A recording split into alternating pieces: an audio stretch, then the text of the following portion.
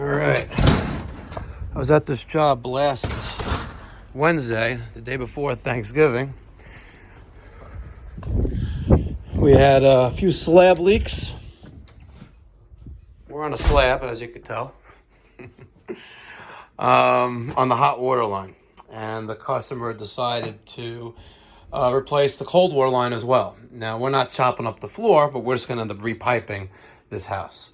So, this was the hot water line that went into the slab and fed the fixtures on both ground floor and the second floor upstairs. This laundry sink comes off of here, and there's a T right there that comes across and works its way there. So this was never affected. So when the valve that we put in was closed, the only place that had hot water was here. Anyway, we threw in a press T, and this is our new 3/4 inch PEX line for domestic hot water. This line right here was cold water domestic, which again went into the slab. So we rotated the fitting there and put in PEX. So let's go into well, first, we're gonna go upstairs. Not only they had very little water pressure on the domestic hot water side, but because the leak was so bad, they didn't have any cold water, or hot water, sorry. So now we have hot water there.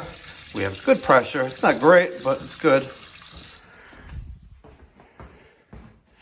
There's a hallway bathroom right here. Great pressure right here. Hot water.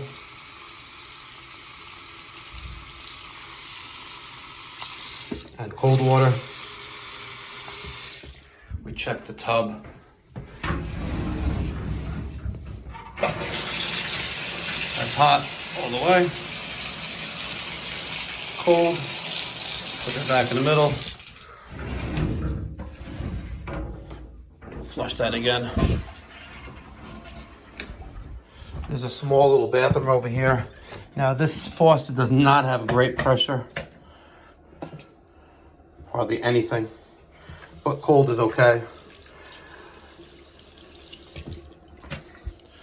And if we go to the shower, hot water is good. Cold water is good as well. Got a few leaks there, but not my job. Now we're gonna go downstairs to the ground floor apartment. This is a two family rental house, I guess. So we'll go down to the ground floor apartment. And I'll show you what we did. Got here at about 7:30 this morning, by the way.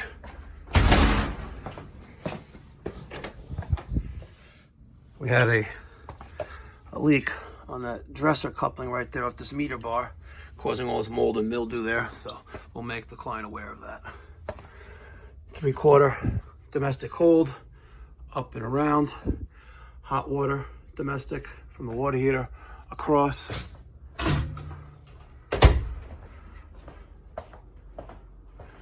These two are feeding a bathroom. You'll see that in a second. Comes over here. We drop down. These two 1/2 inch lines came from over there. You'll see that in a minute. Looped around PEX. Picked up the hose faucet. By the way, there's a weird connection, by the way. Look at this. It's a regular hose faucet outside, but it's 3/4. And I'll show you the pressure here. Again, faucets are all jacked up in this house, but we have hot water. We got cold water.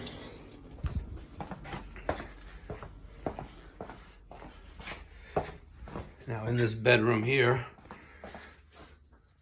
we came across with our domestic hot and cold water lines, swooped down, opened this bay up, and these two lines here, cold and hot, are coming from where that laundry room is. And then these two 1/2 inch lines back there actually feeding that kitchen that we just came from. So we threw in a couple T's, did some little copper work right there, and tied that in. the bathroom. Again, faucets here are jacked up. Look at this. Nothing comes out of the hot water side. And in the shower,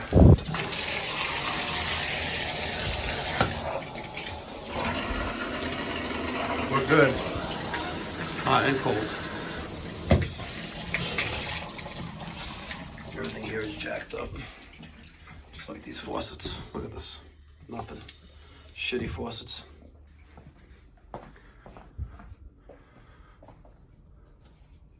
Mike, was this yours?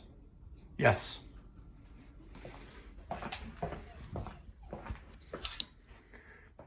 Take a look at this hose faucet again. See? 1/2 inch to 3/4. And it's a traditional hose faucet outside too.